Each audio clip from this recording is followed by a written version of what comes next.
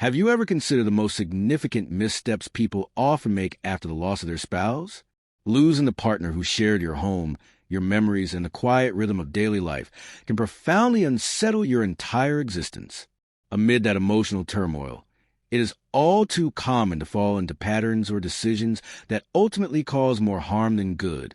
In this discussion, we will explore 5 critical actions to avoid when your spouse passes away first, particularly if you wish to safeguard your emotional well-being, your stability, and your future. These points are intended to offer gentle guidance through one of life's most painful chapters, helping you steer clear of the pitfalls that many seniors encounter without even realizing it. Please stay with me until the end, as what we cover may not only provide clarity and comfort, but also empower you to move forward with confidence, dignity, and a renewed sense of purpose. Now, let us begin. The first is isolating yourself from loved ones. Following the loss of a spouse, the burden of loneliness can become more profound than most people anticipate. Grief often persuades us that no one could possibly understand our pain, or that we might be a burden if we seek support. However, withdrawing, whether by staying in bed, avoiding friends, missing family gatherings, or not answering the phone, can gradually transform your sorrow into something heavier and more enduring. You might tell yourself, "I just need a little time alone to sort things out." While needing space is natural, when days become weeks and weeks turn into months without allowing anyone in, the silence can begin to feel permanent. Human beings are designed for connection, especially after sharing a life with someone for years or even decades. Suddenly, spending all your time alone can feel unnatural and even frightening. It is in these moments that small habits, skipping church, forgoing coffee with friends, not returning your children's calls, begin to accumulate, turning sadness into profound isolation. I recall speaking with Helen, a widow in her early 70s who lost her husband after nearly 50 years of marriage. For a time, she stopped attending her quilting group, did not answer the door for neighbors, and found herself eating dinner alone in front of the television each night. The days blurred together, and soon her world felt smaller and lonelier. It was not until she accepted a friend's invitation for a simple walk in the park that she realized how much she had missed the sound of another's laughter and the comfort of shared memories.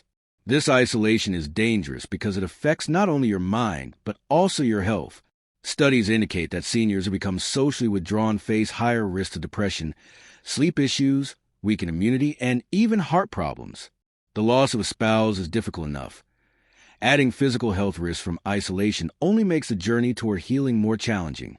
Therefore, if you feel tempted to shut yourself off from the world after your husband or wife passes, remember that connection is not about replacing what you have lost.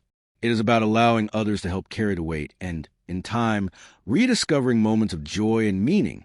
Even the smallest step, returning a phone call, sitting outside for sunshine, or accepting a lunch invitation, can mark the beginning of healing. Your loved ones want to be there for you. By opening your door, even just a little, you give yourself the chance to find comfort, community, and a sense of belonging once more. The second is making major financial decisions too quickly. In the days and weeks after losing your spouse, you may feel pressure from well-meaning family, financial advisors, or from within yourself to get your affairs in order. This is understandable. When everything feels uncertain, making significant changes can seem like a way to regain control. However, making major financial decisions too soon, before the fog of grief is lifted, is a mistake that has troubled countless seniors. It is easy to see why this happens. Suddenly, you are faced with paperwork, bills, possibly an inheritance, and many questions about what to keep, what to sell, and how to manage the home you shared. People may urge you to sell your house, move in with family, change your will, invest insurance money, or even make a new purchase to help you feel better. Yet, in those raw early months, when your heart is heavy and your mind is clouded by loss, large choices rarely turn out as hoped.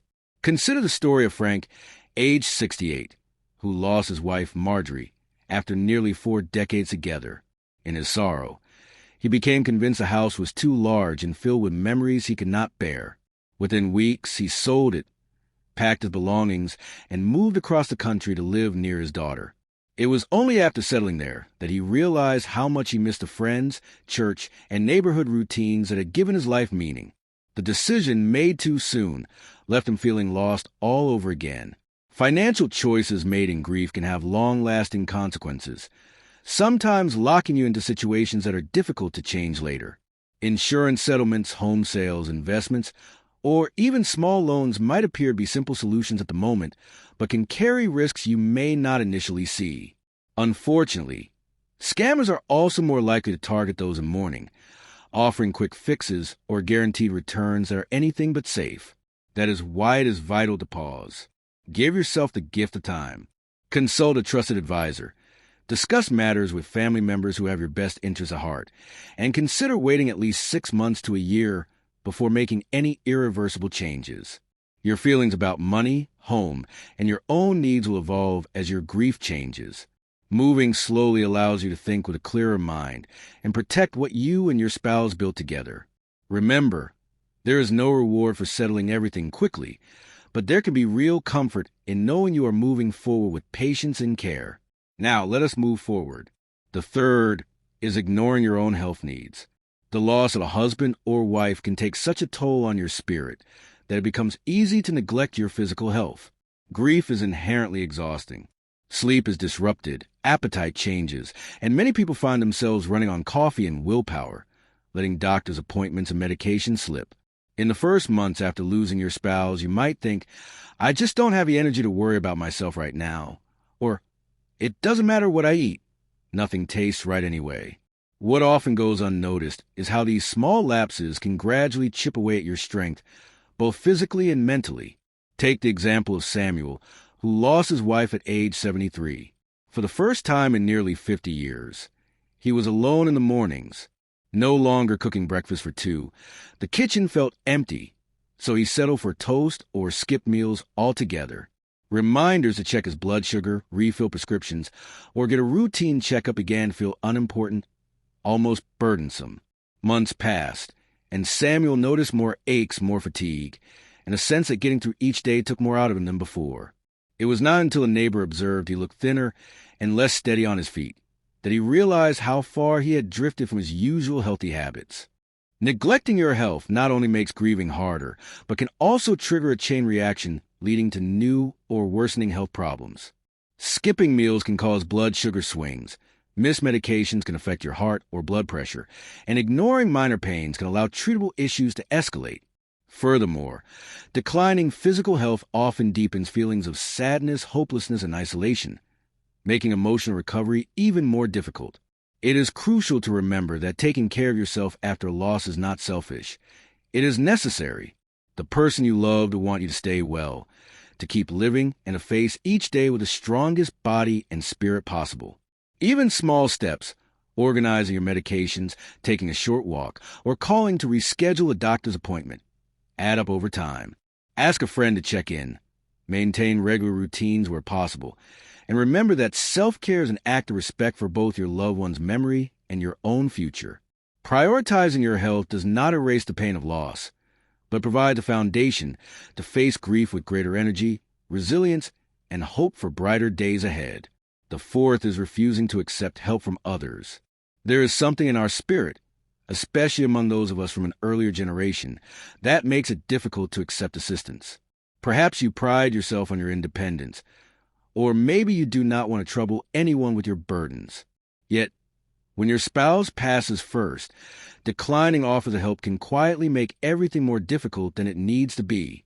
The truth is, grief is not meant to be carried alone. Friends and family may not always know what to say or do, but their desire to help is sincere. They might bring meals, offer rides to appointments, suggest help with paperwork, or simply wish to sit and listen. Turning down these gestures out of pride, embarrassment, or belief that you should handle things yourself can leave you feeling even more isolated and overwhelmed. Each time you say, "I'm fine," when you are not, or decline a neighbor's dinner invitation because you do not want to impose, you miss an opportunity to feel a little lighter. Consider Mary, who lost her husband in her late 60s. Known in her community as the strong one, the woman who volunteered and always remembered others, she maintained a brave face after her loss, politely refusing help even as she struggled with bills, chores, and loneliness. It was not until her adult son gently insisted on helping with her taxes that Mary realized accepting support did not mean she was weak. It simply meant she was human. Allowing others to help is not about surrendering control. It is about honoring the relationships you have built over a lifetime. Letting friends or family assist, even in small ways, can create new routines and moments of connection.